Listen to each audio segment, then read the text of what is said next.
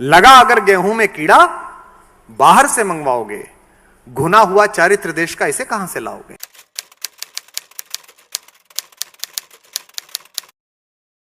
पुराने लोग यहां पर बैठे हैं, मुझे कलेजे पे हाथ रख के बताइए सर, अभी आपने बताया आपके पूज्य पिताश्री, उनसे भी पूछिएगा आपको बचपन में क्या कहानियां पढ़ाई गई थी। मेरे बचपन में क्या कहानियां पढ़ाई गई थी, मैं तो ज्यादा पुराना भी नहीं हूं। मेरे बचपन में कहानी पढ़ाई गई थी कि दूसरे का चुराना मत, दूसरे को मारना मत, जीव हिंसा मत करना। अमर चित्रकथा में आपको पढ़ाया गया था महाराणा प्रताप। अमर चित्रकथा में आपको पढ़ाए गए थे छत्रपति शिवाजी, जिनका एक सेनानायक दुश्मन की एक महिला को लूट लाया और कहा कि मैं आपके लिए इस खूबसूरत लड़की को लेकर आया हूं। तो शिवाजी ने उसको डांटा और उनसे कहा कि मैं अपने सेनापति की ओर से क्षमा चाहता हूं, आप बड़ी खूबसूरत हैं, मेरी मां भी आप जैसी सुंदर होती तो मैं भी आप जैसा सुंदर होता। ऐसा कहने वाला शिवाजी पढ़ाया गया। अब आपके बच्चों को क्या पढ़ाया गया? आपके बच्चों ने कौन देखा? आपके बच्चों को सारे वो प्रतीक पढ़ाए गए जो पुरुषार्थहीन हैं। हमें बचपन में क्या पढ़ाया गया? हमें बचपन में पढ़ाया गया गुरु गोविंद सिंह जी के चारों पुत्रों की कहानी, जिन्होंने ईंट ईंट चुनना स्वीकार किया लेकिन झुकना स्वीकार नहीं किया मानवता के नाम पर। आपके बच्चों को क्या पढ़ाया जा रहा है? अब क्या पढ़ाया जा रहा है? फेरी पढ़ाई जा रही है जो अचानक प्रकट होती है, सब काम कर देती है। जीनी पढ़ाई जा रही है। एक वो सबसे पॉपुलर किताब कौन सी रही है शताब्दी की? Harry Potter. उसका खुद का पुरुषार्थ क्या है? उसकी खुद की चेतना क्या है? उस बच्चे ने मेहनत क्या की है? सिर्फ इतना कि वो झाड़ू नीचे लगाई और उड़ गया। हमने भी उड़ाया था एक।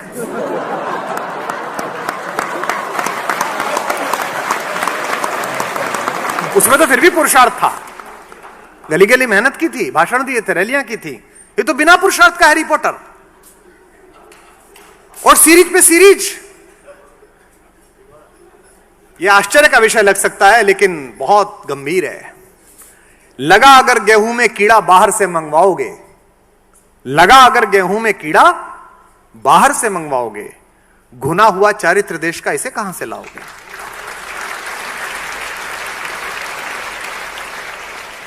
मैं सौभाग्यशाली हूं कि मैं 2 बेटियों का पिता हूं।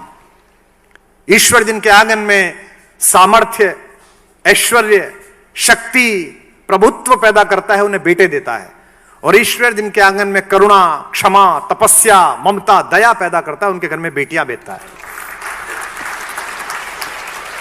एक मैच 2020 का हम हारे पाकिस्तान से। हम नहीं हारे, एक क्लब हारा। ये ऐसे है जैसे रोटरी क्लब ऑफ इंडिया का मैच हो जाए रोटरी क्लब ऑफ पाकिस्तान से। आप बहुत बड़ा संगठन है, सरकारी नहीं है। आप देश की अस्मिता को वहन करते हैं पर आप देश की अस्मिता नहीं है। You are not authorized for that. एक क्लब हार गया। एक बहुत खूबसूरत लड़की और एक बहुत खूबसूरत लड़का हिंदुस्तान का, जो अपनी टैलेंट के बल पर यहां पहुंचे हैं, विराट कोहली और अनुष्का। वो कोई बड़े बाप के घर में पैदा नहीं हुए दोनों बच्चे। उन दोनों ने अपने क्षेत्रों में मेहनत की है। एक ने अभिनय में मेहनत की है, एक ने पिच पर पसीना बहाया है। उन दोनों के संयोग से एक बच्ची पैदा हुई है। उस बच्ची के लिए थ्रेट देता है एक लड़का। कहीं कोई सीरियस फ्लॉ है कोई? और शर्म इस बात पर करिएगा और इस बात पर दुख मनाइएगा कि वो लड़का कोई मवाली नहीं है, कोई बेपढ़ा लिखा लड़का नहीं है। मेरे और आपके टैक्स के पैसे से वो IIT में पढ़ा है, 60 लाख रुपए साल की नौकरी करता है। यानी कि आप ये भी नहीं कह सकते साहब शिक्षा नहीं हुई थी। साहब इसका मतलब शिक्षा भी हुई थी भाई, अच्छे इंस्टीट्यूट में पढ़े थे भाई साहब। 2-4-5 करोड़ रुपए मैं टैक्स देता हूं, 2-5 करोड़ रुपए आप देते होंगे, उस टैक्स के पैसे से उसने पढ़ाया था। मैच हार गई अगर टीम, तो आप बच्ची का फोटो लगा के थ्रेट दे रहे हैं। इसका मतलब यह है कि आत्मा के खाने में कहीं प्रॉब्लम है। राजनीति से उम्मीद मत करिएगा, वो विश्व में सदा ही ऐसी रही है। वो मनुष्यों का प्रयोग अपनी शक्ति के लिए करती रही है। और मैं मानक रूप से कह सकता हूं, I am an authorised person to say this. I have gone through this. कहना आसान है। ईमानदार की क्या परिभाषा है? जिसे बेईमानी का अवसर मिला उसने ना किया हो। पवन जी जानते हैं कि मुझे पता चला, मेरे ऑफिस से इनकी बातचीत हुई रेम्यूनरेशन को लेके कि इतना लेंगे इतना नहीं लेंगे। मुझसे बहुत लोग कहते हैं कि साहब आप इतने महंगे क्यों हो, 15-20 लाख रुपए क्यों लेते हो? तो मैं अक्सर अपने सेठ मित्रों से कहता हूं कि तुम क्या चाहते थे मुझसे कि मैंने 2 लाख करोड़ रुपए की 2 साल सरकार चलाई तो उसमें 10,000 करोड़ चुरा लेता और फिर तुमको फंड देता कि आओ मैं रोटरी में मुख्य अतिथि बन के आता हूं, 1 करोड़ तुमको दे देता हूं। इस देश में कोई नहीं पूछता कि आप एक बार विधायक बने थे, 30 साल से आप कैसे घूम रहे हैं इस पजेरों में, हर साल गाड़ी कैसे बदल जाती है। ऐसा कौन सा महान काम आपने किया है? ऐसी कौन सी यूरेनियम की खदान मिल गई है आपको कि पूरे विश्व में बेच रहे हैं आप? ये सदा ऐसे ही चलेंगे। इनके प्रति गुस्सा करिए, नफरत करिए, बदलते रहिए, किसी पार्टी के हो जाइए, किसी के मत होइए, लेकिन मूल जिम्मेदारी आपकी है इस देश की आत्मा को बचाना, इस देश के मन को बचाना। वो जो मन था जो गांव की लड़की को अपनी लड़की मानता था, वो जो मन था कि जो चींटी को आटा खिलाता था, वो जो मन था कि जिसके दरवाजे पर आकर गाय सिर मारती थी और खाना बनाती हुई आपकी मां कहती थी लाली गैया आ गई जरा रोटी दिया, वो मन कहां चला गया? वो थोड़ा बहुत बचा है तो फेसबुक पे पड़ा है, नेकी कर फेसबुक पे डाल, अपने कस्बों में करें। अभी समस्या क्या हो गई है? धर्म का मतलब, अध्यात्म का मतलब, गीता का, रामायण का, वेद का मतलब बुजुर्ग लोग, बूढ़े लोग, उनको धर्म की इतनी आवश्यकता नहीं है, क्योंकि धर्म को अप्लाई जिस फील्ड में करोगे वो तो जवान को चाहिए, वो तो युवा आदमी को चाहिए। तो आप सबके इस फाउंडेशन में नींव जो आपने कार्यक्रम रखा है, इसकी नींव में मनुष्यता का और भारतीयता का जल मिलाइए।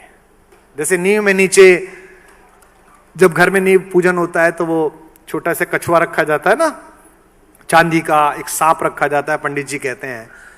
तो इसके नीचे भी जो आप अपनी फाउंडेशन बना रहे हैं और जो लोगों की फाउंडेशन आप बनाने तैयार करेंगे, मैं आपको इनवाइट करता हूं और आपको बता दूं, अगर केवल 10 साल कोशिश कर ली, 20 साल कोशिश कर ली, तो मैं दावे के साथ कह सकता हूं कि अगर 19वीं शताब्दी इंग्लैंड की थी, 20वीं शताब्दी अमेरिका की थी, और हम लोगों ने 25 साल मेहनत कर ली, तो अगली 4-5 शताब्दियां हिंदुस्तान की होने वाली है, भारत की होने वाली है।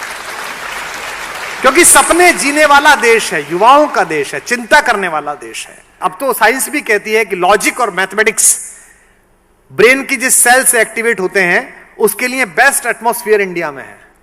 इसलिए वो क्या कह रहे हैं आपसे, स्कूलों में से मैथमेटिक्स हटा दीजिए।